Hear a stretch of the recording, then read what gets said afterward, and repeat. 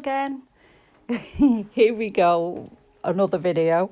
Right, so today I want to finish the fireplace. I've got loads of little bits to do on this model, little bits of things which I'll show you clips of later. Stuff that I don't normally put in the video, but I thought I'll throw them in, just showing you a bit of behind the scenes fiddly bits that I have to do. So I'm just painting the fire surround on the fire, and I picked a really old-fashioned looking colour. I want to make it look like it's had a million coats of paint, because what I've noticed is the Victorians painted the heck out of everything they had. If you've ever been to a museum, you see that these items are really like the old gloss paint, lots and lots of layers. So I just want to give that effect of really thick, heavy paint, which seems to work well with this colour. So yeah, I was pleased with the colour, and it doesn't look too bad actually when it's painted on.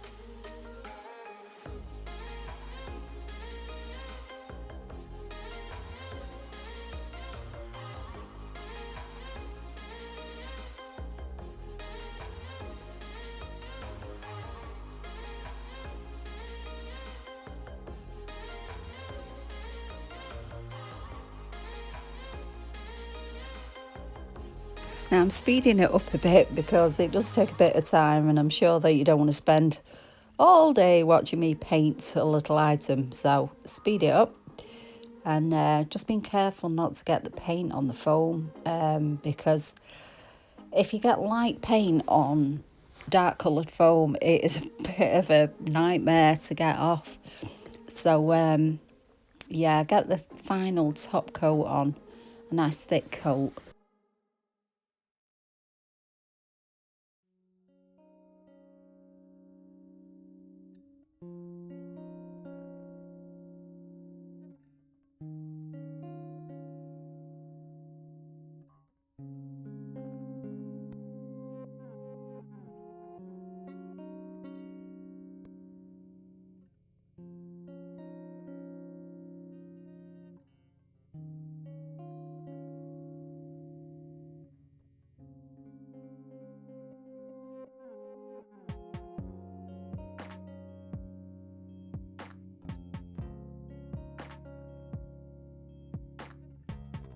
And that looks pretty good with that paint on. So now it's time to paint the woodwork on the partition wall. Now, oh, here we go. I was a bit nervous because I did not want to get the stain on the wallpaper. What I should have done is stain it before I put it on, but typical me, I did not think of that. So I thought, oh no, you know, just get the skirting on. So now I've got to do it the hard way. But yeah, with a bit of careful paint brushing, it turned out all right. Turned out good.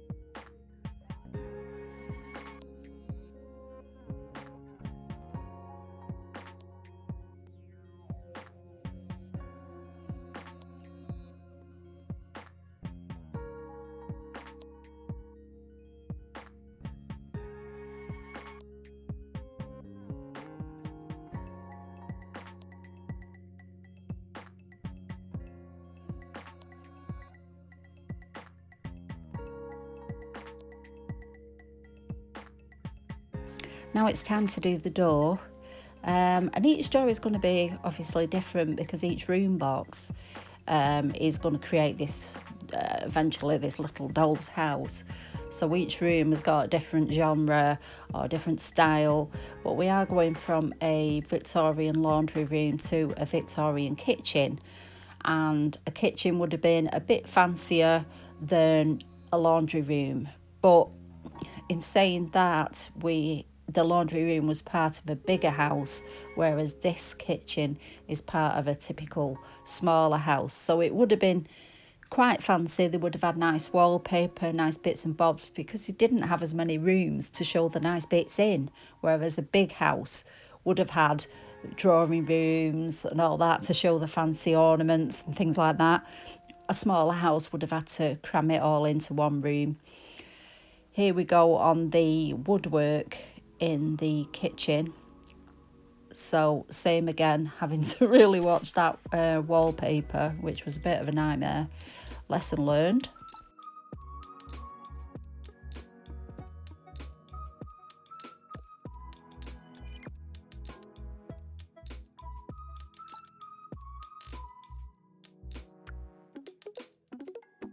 So now I need to join this room box onto the previous room box, which was the laundry room from the last murder scene. And ta-da, it's together. Here I am now preparing the burial site for this room box's victim, which is in the kitchen floor. Very inventive. So lots of PVA, and then I'm going to cover that with, I tried to find a material that would have looked like it would have been under stones. You know, it wouldn't as much have been earth, it would have been a kind of stony, sandy stuff first. So that's what I'm putting on top of the PVA.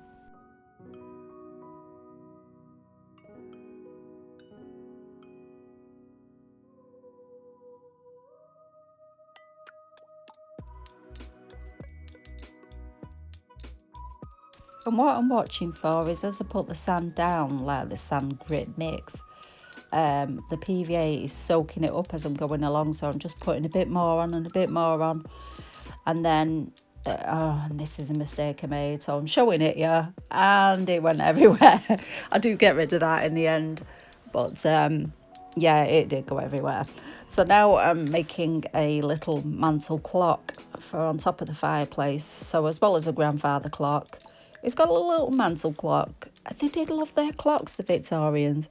Like I said, this episode is just full of little bits that I had to do.